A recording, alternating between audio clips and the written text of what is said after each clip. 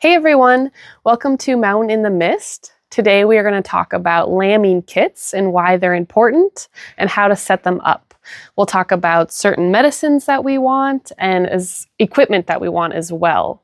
Lambing season is pretty unpredictable, so it's really nice to have all of your supplies and medicine in one spot and easily grabbable for when the lambs come. Yeah, so let's get into it.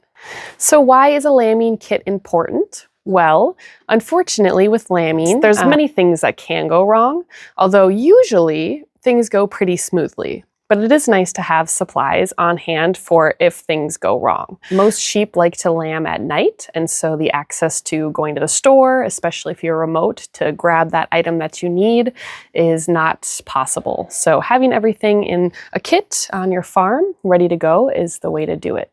So some things that can go wrong with lambing, the babies can be too big, they can be in the wrong position coming out, there can be some metabolic problems with the ewe. The babies could be deficient in some vitamins. They could not really figure out how to nurse properly. Moms can reject the babies.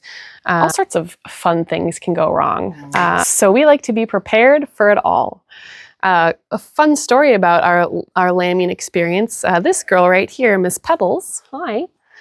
She was the only lamb that we've had to assist with. Everyone else has been smooth sailing. We've woken up to them in the morning or have come out for night check and they're already born, up, walking, trying to nurse.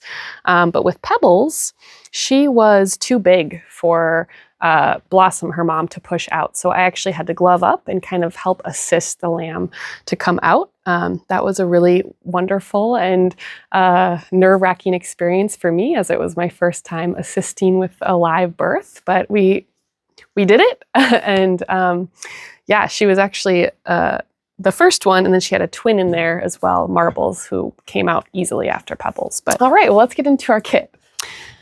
First, we like to have a towel handy, especially in the cold winter nights. It's nice to help dry off your lambs. If the ewe has multiple lambs, it's really wet and really cold. So a nice good old barn towel is always handy.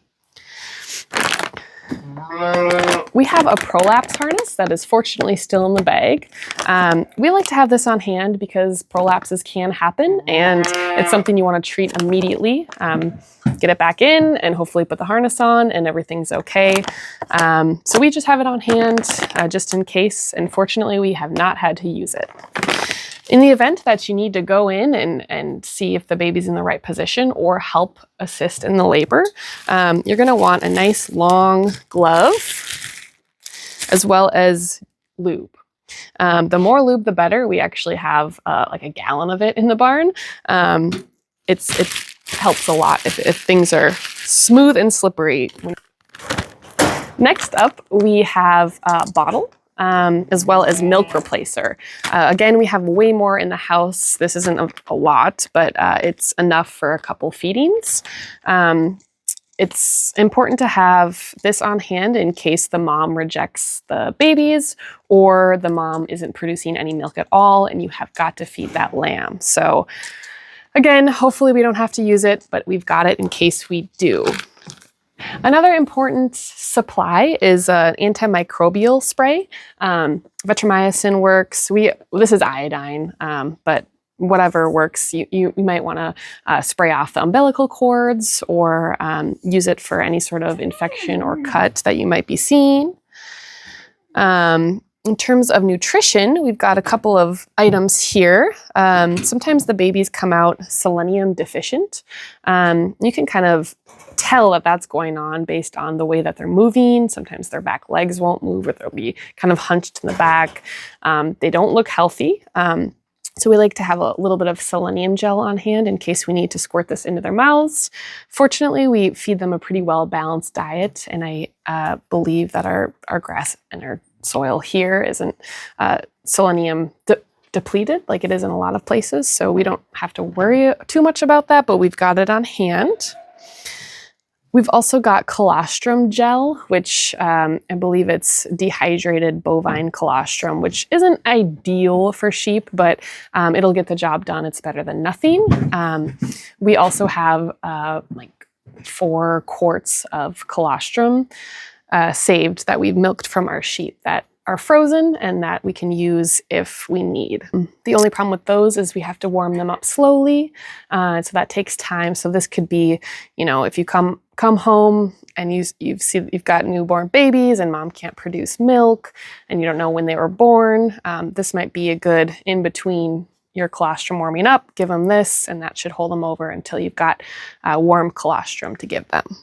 I always like to have a bottle of Nutrigent around. This is great for ewes or even babies that seem a little bit weak and lethargic and are needing like a burst of vitamins. You don't have to inject this. It's just a squirt in the mouth. We have a drencher gun as well in the barn that comes in handy if you need to get it down their throat and they're not willing. A bander and bandies also come in handy. You're not going to need these immediately when you lamb, but you will want these within a week of lambing if you band tails or castrate your lambs. This is a great thing to have. We've also got vitamin B on hand. This is injectable, and this is great for if you're noticing some lethargy in your mom, or sometimes the labor and having, especially if she has twins or triplets, it takes a lot out of them. And so giving them a little bit of burst of energy, some vitamin B complex is really helpful. You're going to need syringes and needles to get that into her with the injectable. So we just have a 3 ml syringe and 21 gauge. So we got a whole pack of these in the barn, but we store a couple in our lambing kit. A thermometer is always a good thing to have to take temperatures. Babies are very fickle, and so if they're too cold, we need to warm them up, especially before we feed them. You never want to feed a cold baby.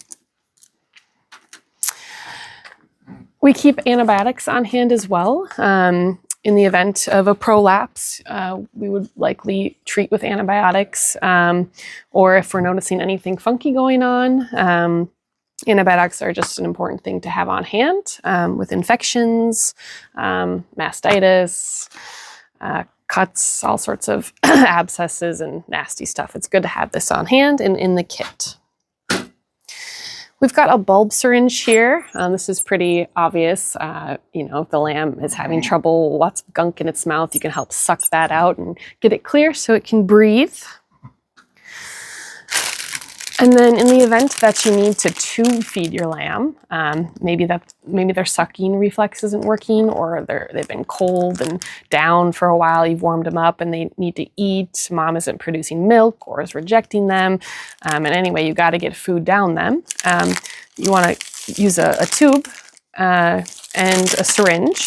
Now I'm a nurse, and so this is a catheter, and that works just as fine, but they do make special lamb feeding tubes. All right, well, that sums up our lambing kit. As you can see, we have plenty of supplies for both mom and baby in the event of an emergency. It's nice to be prepared during lambing season, so make sure that your lambing kit is nice and stocked.